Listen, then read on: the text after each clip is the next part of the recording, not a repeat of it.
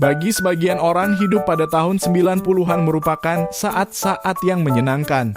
Walaupun teknologi belum secanggih sekarang, generasi ini selalu punya cara tersendiri untuk menciptakan suasana yang seru. Tahun 90-an juga memiliki hal-hal yang pernah hits pada masanya. Dan di masa sekarang sepertinya hanya tinggal kenangan. Salah satunya misalkan bermain game dingdong.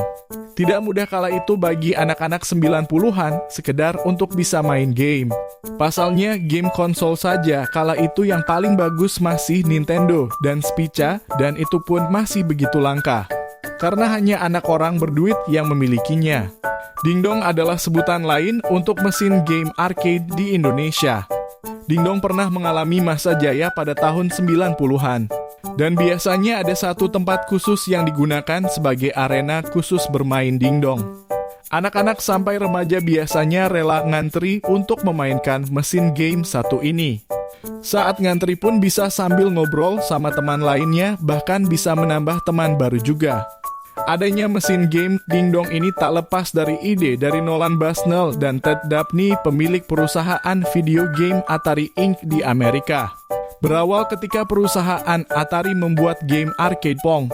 Pong adalah jenis permainan tenis dengan grafis dua dimensi dan hanya berwarna hitam putih. Hingga di tahun tersebut gameplay Pong meledak di pasaran dan banyak dimainkan anak-anak hingga dewasa. Kemunculan game dingdong pertama ini menunjukkan industri video game semakin maju. Sehingga game Pong banyak menginspirasi perusahaan game lainnya untuk ikut menciptakan game arcade. Singkat cerita, Nolan Bushnell lewat perusahaan Atarinya menciptakan game yang lebih inovatif lagi. Nolan Bushnell adalah pengusaha asal Amerika, juga seorang engineer. Banyak penghargaan yang disabet oleh pria kelahiran 4 Februari 1943 ini. Di antaranya Innovator of the Year dan Video Game Hall of Fame, hingga masuk peringkat 50 besar pria berpengaruh di Amerika.